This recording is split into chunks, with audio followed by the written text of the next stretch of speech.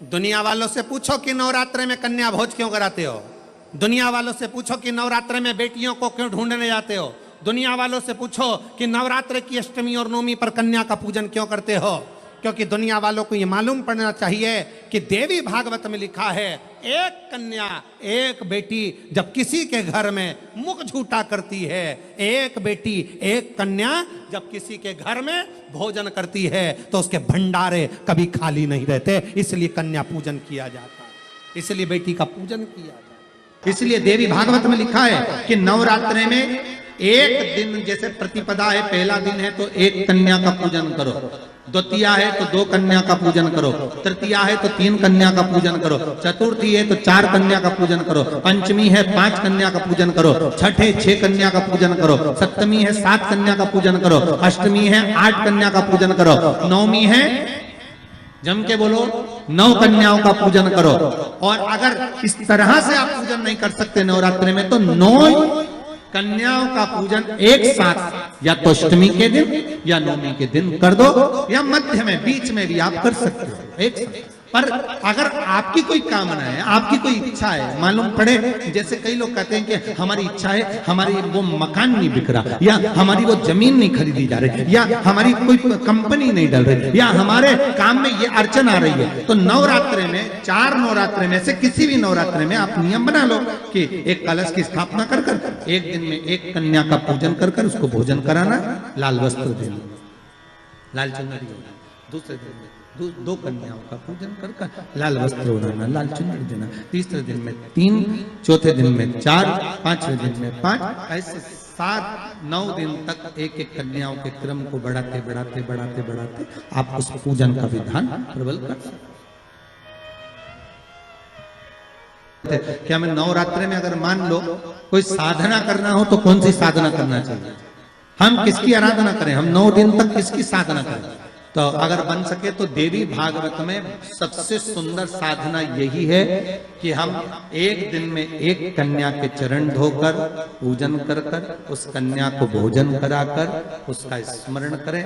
हाँ, ये जरूर है, अभी कोरोना महामारी चल रही है तो इस नवरात्रि में भले ना करें, पर आगे की नवरात्रि में जब नवरात्रि अच्छे रहें, कोरोना से मुक्त रहें, तब आप किसी कन्या को एक दिन में 1, 2 दिन में 2, 3 दिन में 3, 4 दिन में 4, 5 दिन में 5, ऐसे नवरात्रि 4 बार जो नवरात्रि आती, किसी भी नवरात्रि में आप स्मरण कर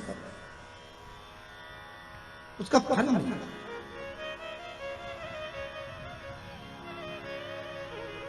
उसका फल होगा। शास्त्र कहता है एक बेटी जब घर में, रसोई घर में एक बेटी जब अपने घर के अंदर बैठकर भोजन करती है तो कहते हैं 1000 अश्वमेध यज्ञ का फल उसे प्रतिदिन प्राप्त होता रहता है, प्रतिदिन। लक्ष्मी जी ना जननी जगदम्बा से प्रार्थना करा करो कि तू मेरे घर में एक बार जरूर आना। माँ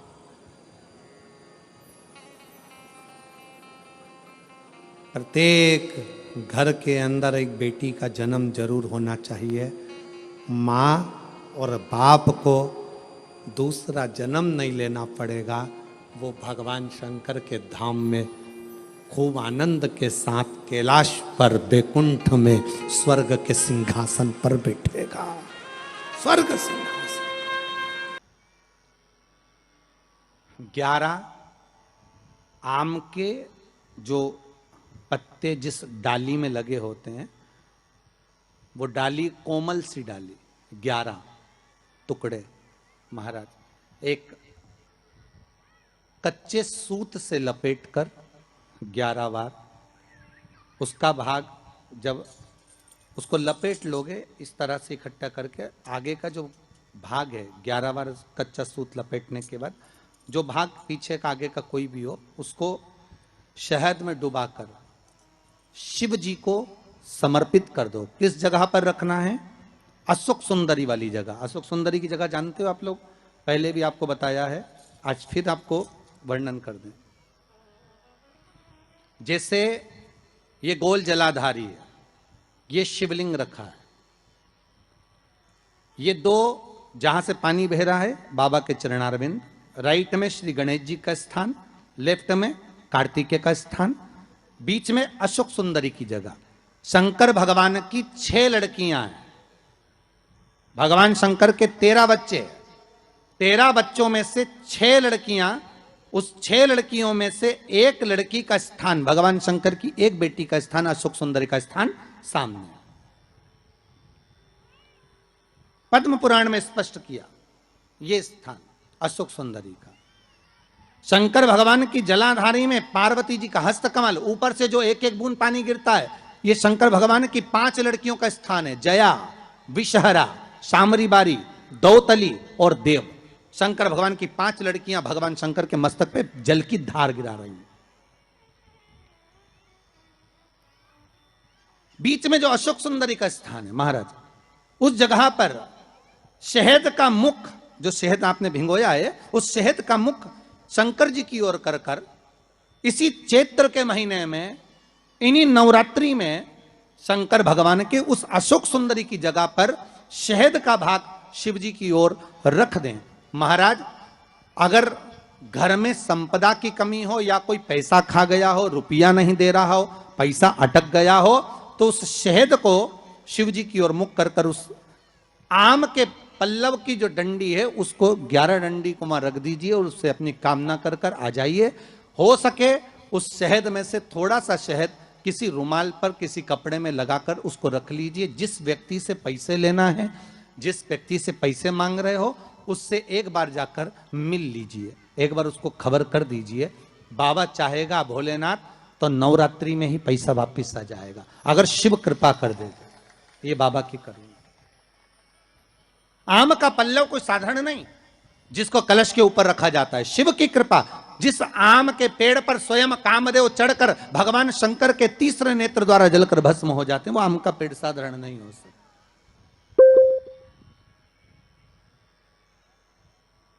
सहज नहीं है। और वैसे भी शिव शिव है। घर में ज्यादा रोग हो, बीमारी हो, ज्यादा तकलीफें आ रही हो, कष्ट बढ़ रहा हो, बीमारियां बढ़ रही हो, या भय लग रहा हो, डर लग रहा हो, हृदय चित्त में कहीं ना कहीं आपको भय का भान हो रहा हो, तो एक लोटा पानी, एक कलश में जल भर कर रख लीजिए और रात भर उसको रखे रहने दो। नवरात्र चल रहा है, उस कलश को रात भर रखकर सुबह सुबह उस कलश में एक बेलपत्र डालकर उस जल को नीम के पेड़ के नीचे, जहां चैत्री नवरात्रि में नीम के पेड़ के नीचे सारी विद्याएं, आद्य शक्तियां, सारी देवी उस नीम के पेड़ के नीचे विराजमान रहती हैं। उस कलश में एक बेलपत्र डालकर रात भर रखकर उस जल को पूरे घर में घुमाकर उस नीम के पेड़ के नीचे समर्पित कर दीजिए। महाराज, घर में भय लगना बंद हो जाएगा, कोई बड़ी बीमारी आपको घेरेगी नहीं और उस बीमारी से, उस रोग से आप मुक्त रहेंगे। उस बीमारी से, उस रोग से आप मुक्त पाएंगे। वो बीमारी आपको घेर नहीं। विश्वनाथ को कुछ नहीं चाहिए, मेरे शंकर को चाहिए क्या? अगर आपके जीवन में ऐसा लगे कि बहुत बड़ी बीमारी आ गई और आपके घर का व्यक्ति वेंटिलेटर पर पड़ा हुआ है, तो शमी के वृक्ष के फूल ले आओ 7, और शमी के वृक्ष के 7 फूल लाकर एक एक फूल शंकर भगवान को श्री शिवाय नमस्तुभ्यम कहकर उस व्यक्ति के लिए जो पड़ा हुआ है, अंतिम सांसें गिन रहा है, जिसको अटैक आ गया, अंतिम सांसों में जो गिन रहा है, उसके नाम से भगवान शंकर पर चढ़ाना प्रारंभ कर दो। मात्र 7 पुष्प, उस शमी के वृक्ष के 7 पुष्प आप शिव को समर्पित करिए, उसका नाम और गोत्र बोलकर, और भगवान शंकर का मूल मंत्र श्री शिवाय, जम के बोलिए श्री शिवाय नमस्तुभ्यम बोलकर एक एक शमी का फूल शंकर पर चढ़ाना प्रारंभ कर दो। फिर आगे वो विश्वनाथ की मर्जी है, वो प्राण कैसे लेकर वापिस आता है, उस काल से छुड़ाकर महाकाल कैसे लाता है, ये वो जाने। आपका फर्ज केवल आप अदा करिए।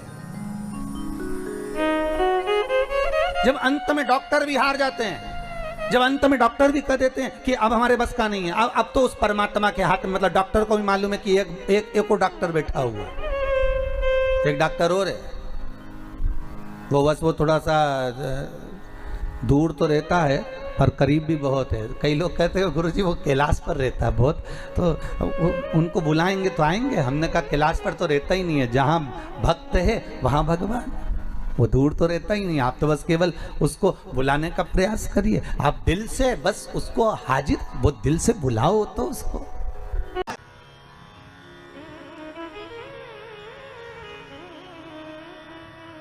जैसे बेलपत्री का किया गया दान छिन्न नहीं माना गया। किस चीज का दान? जम के बोलिए जरा। बेलपत्री। बेलपत्री का किया गया दान छिन्न दान नहीं है, समाप्ति नहीं होती। बेलपत्री अगर आपने कोई आपसे कहा जी जी तुम्हारे यहाँ बेलपत्री लगी है, जरा 8-10 दे दोगी क्या? बिल्कुल। और उससे कहो बेलपत्र तू मत तोड़, हम तोड़ कर देते, और अपने हाथ से बेलपत्र निकाल कर उसको दो दान। ये छिन्न दान नहीं है, ये समाप्त नहीं होता। ये बेलपत्र का दान अविरल दान बढ़ता है।